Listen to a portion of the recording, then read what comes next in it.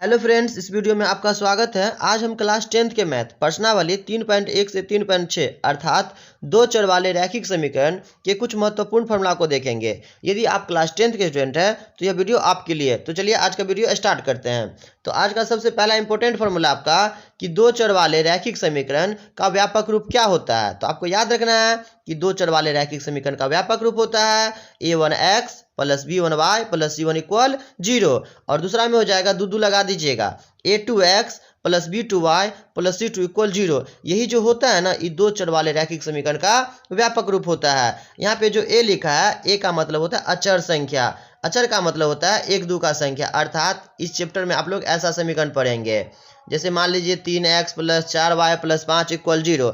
इसमें देखते हैं x जो है इसकी पावर में 1 लिखा है। एक का मतलब होता है रैखिक, अगर दो रहता तो ये द्विघात हो जाता। तो हम लोग इस चैप्टर में ऐसे ही समीकरण पढ़ेंगे। हम लोग इसी को बोलते हैं दो चर वाला रैखिक समीकरण। कभी कभी एग्जाम में क्या होता है, यहाँ पे दे देगा आपको दो चर वाले और यहाँ इसके आगे लिख देगा एक। ठीक है, एक रैखिक समीकरण का व्यापक रूप क्या होता है, तो आपको एक ही को बोलता है ना, तो इसका आंसर क्या हो जाएगा, ये वाला हो जाएगा। आप चाहो तो इसको ऐसे भी लिख सकते हो ax plus by plus c equal 0। अगर एग्जाम में बोलेगा कि दो चर वाले एक रैखिक समीकरण का व्यापक रूप क्या होता है, तो आपको ये याद रखना है ax plus by plus equal 0। तो इस चैप्टर का सबसे जो इंपॉर्टेंट फॉर्मूला था पहला मैंने आपको बता दिया। चलिए हम लोग दूसरा फॉर्मूला को देखते हैं। तो आज का दूसरा फॉर्मूला आपका है यदि a1x plus b1y plus c1 equal 0 और a2x plus b2y plus c2 equal 0, अर्थात ये जो दो चर वाला रैखिक समीकरण है उसका व्यापक रूप दे दिया है और आपको बोलेगा तो रैखिक समीकरण क्या प्रदर्शित करेगा। अगर फॉर्मूला में ये लिखा रहेगा कि a1 बट्टा a2 नॉट इक्वल, ऐसे जो सिंबल दिया हम लोग इसको पढ़ते हैं नॉट इक्वल मतलब बराबर नहीं है, a1 बट्टा a2 नॉट इक्वल b1 बट्टा b2, तो इसका फॉर्मूला क्या हो जाएगा। तो इसका सबसे जो पहला फॉर्मूला होगा वो होगा केवल एक हल। केवल एक हल का मतलब होता है सिर्फ एक ही आंसर आएगा। कितना आंसर आएगा, एक ही आंसर आएगा। ठीक है, इसी का दूसरा फॉर्मूला होता है अद्वितीय हल होगा। अद्वितीय हल केवल एक हल का ही दूसरा नाम है। अद्वितीय हल मतलब भी एक ही हल होता है। अगर संगत असंगत में बोलेगा तो आपको याद रखना है संगत, और विरोधी अविरोधी और आश्रित में पूछेगा तो आपको याद रखना है अविरोधी होगा। अगर रेखा में पूछेगा मतलब अगर ग्राफ खींचेंगे इस समीकरण का तब प्रतिच्छेद करती हुई रेखा होगा। प्रतिच्छेद मतलब होता है जैसे मान लीजिए ग्राफ में अगर ऐसे रेखा खींचेंगे तो एक इस तरह से हो जाएगा, अर्थात ये रेखा कटेगा। इसका ग्राफ क्या करेगा, प्रतिच्छेद करेगा, एक रेखा को काटेगा।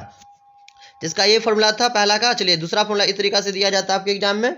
ये आपका a1 बट्टा a2 इक्वल b1 बट्टा b2 नॉट इक्वल c1 बट्टा c2। इसका मतलब हुआ a1 बट्टा a2 और b1 बट्टा b2 ये दोनों आपस में बराबर होगा, जबकि b1 बट्टा b2 और c1 बट्टा c2 ये दोनों आपस में बराबर नहीं होगा। आप इसको ऐसे समझ सकते हैं, जैसे मान लीजिए मैंने लिख दिया 1/2 और आगे मैंने लिख दिया 3/4। तो आप इसको देखिए तो यहाँ पे 1/2 है और यहाँ भी 1/2 है। ये दोनों सेम लिखा है, तो ये दोनों आपस में बराबर तो है। जबकि यहाँ पे 1/2 लिखा और यहाँ पे क्या लिखा है 3/4, ये दोनों आपस में बराबर नहीं, तो इसको नॉट इक्वल कर दीजिए, मतलब ये दोनों बराबर आपस में नहीं है। इसी का मतलब ये हुआ फॉर्मूला यहाँ पे। तो इसका जो सबसे पहला फॉर्मूला होगा वो होगा कोई हल नहीं होगा। इसका फॉर्मूला क्या होगा, कोई हल नहीं होगा। तो आपको याद रखना है कि एक बराबर है और एक बराबर नहीं होगा तो कोई हल नहीं होगा। इसी का दूसरा फॉर्मूला है समांतर होगा। अगर हम इसका ग्राफ खींचेंगे तो समांतर रेखा होगा, मतलब ग्राफ खींचेंगे ना तो इस तरीका से जाएगा, ये एक रेखा दूसरी रेखा को कभी काटेगा नहीं है। और इसी का जो तीसरा फॉर्मूला होगा संगत असंगत में, वो हो जाएगा असंगत। क्या हो जाएगा, असंगत। तो असंगत को आप कैसे याद रखिएगा, तो इसका ट्रिक है, यहाँ पे देखिए बराबर है और यहाँ पे क्या है, बराबर नहीं है। जब ये दोनों सेम नहीं है, जब ये दोनों बराबर नहीं है तो संगत कैसे होगा, असंगत होगा ना।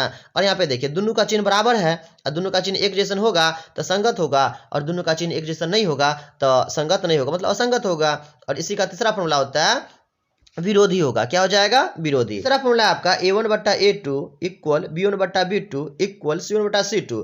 इसका मतलब हुआ तीन जो यहाँ पे संख्या दिया रहेगा, मान लीजिए ये तीनों आपस में क्या होगा, बराबर होगा, सभी एक दूसरे के बराबर होगा। और जब बराबर होगा तो यहाँ पे बराबर का चिन्ह होगा ना, और जब दोनों बराबर का चिन्ह हो जाएगा इसका मतलब ये हुआ अनेक हल होगा। कितना हल होगा, अनेक हल होगा। हम लोग इसी को बोलेंगे अनंत हल होगा। इसी का तीसरा फॉर्मूला होगा संपाती होगा। अगला फॉर्मूला होगा संगत। तो संगत क्यों का मैंने अभी आपको बताया था ना कि दोनों चिन्ह जब सेम हो जाएगा तो इसका फॉर्मूला संगत हो जाएगा। इसी का अगला फॉर्मूला होगा आश्रित हल होगा। क्या होगा, आश्रित हल होगा। अगर इसका ग्राफ खींचेंगे तो संपाती होगा, मतलब इसका ग्राफ सीधे इस तरीका से जाएगा। तो चलिए हम लोग आज का अगला फॉर्मूला देखते हैं। आज का अगला फॉर्मूला आप लोग का है, आज का तीसरा फॉर्मूला आपका है वर्ज गुणन विधि का सूत्र। तो इसका फॉर्मूला आपको याद रखना है, x बट्टा b1 into c2 minus b2 into c1 बराबर y बट्टा c1 into a2 minus c2 into a1 बराबर 1 बट्टा a1 b2 minus a2 b1। ये किसका फॉर्मूला होता है? वर्ज गुणन विधि सूत्र का। अगर आपको ऐसे नहीं याद होता है तो आप इसको ऐसे भी याद रख सकते हैं। सबसे पहले आपको क्या करना है दोस्तों, अगर ये फॉर्मूला अगर आपको याद नहीं रहता है तो इसका एक ट्रिक है। सबसे पहले आप क्या करिए, 3 गो एक्स ड्रॉ कर लीजिए। कितना एक्स ड्रॉ कर लीजिए? 3 गो एक्स ड्रॉ कर लीजिए इस तरीके से, ठीक है। और यहाँ पे बी से स्टार्ट करिए, तो यहाँ पे लिख दीजिए b1 और यहाँ पे लिख दीजिए आप b2, ठीक है। यहाँ पे लिखिए c1 और यहाँ पे क्या लिखिए c2।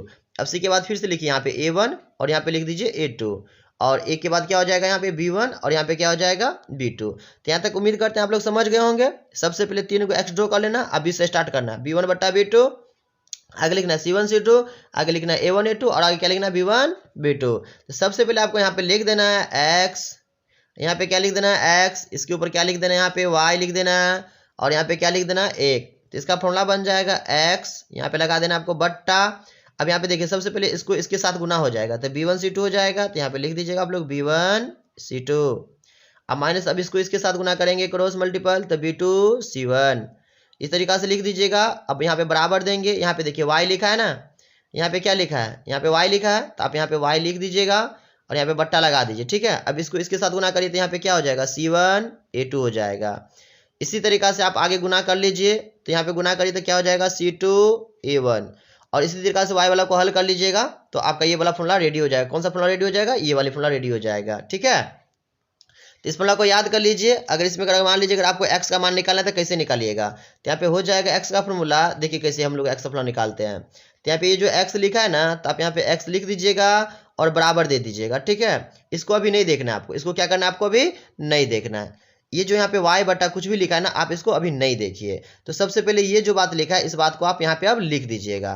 तो यहाँ पे क्या लिखा है, 1 बट्टा a1 b2 minus a2 b1, तो यहाँ पे क्रॉस मल्टीपल होगा। एक को अगर b1 c2 से गुना कर देंगे तो क्या हो जाएगा यहाँ पे b1 c2 minus b2 c1।